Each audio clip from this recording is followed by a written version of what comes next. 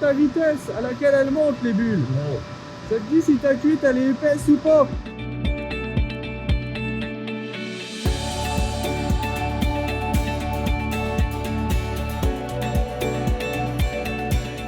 Alors de formation, j'ai un BTS en maintenance industrielle. Donc mon métier de base, c'est la mécanique. Et donc ici, après, on m'a appris à être conducteur process. Quand je suis arrivé à la sucrerie il y a 6 ans, j'ai commencé par le poste lavoir-diffusion. Ensuite, j'ai fait 4 ans au poste épuration-évaporation. Et là, depuis cette année, je suis en formation à la Christa avec mon collègue.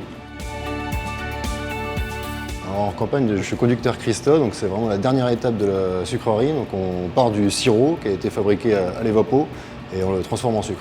Donc j'ai tout un atelier à piloter et à surveiller. On a des constantes en fait à suivre qui nous sont données en consigne. On a tout un tas de capteurs qui nous donnent des informations et nous on doit faire en sorte d'adapter notre cadence ou nos paramètres en fonction d'eux.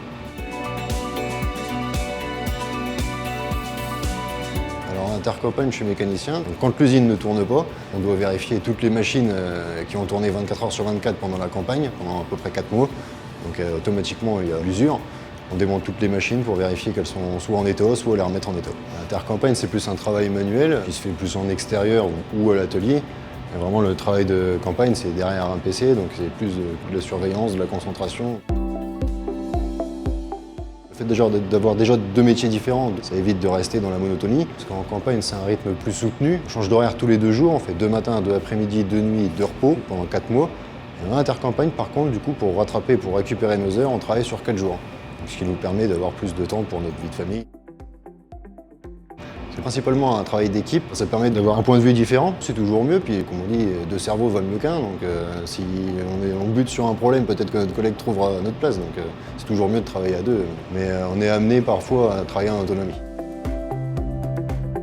Il faut de la rigueur, de l'autonomie, de l'esprit d'équipe et être consensueux. Il ne faut pas avoir d'a priori par rapport à la conduite process.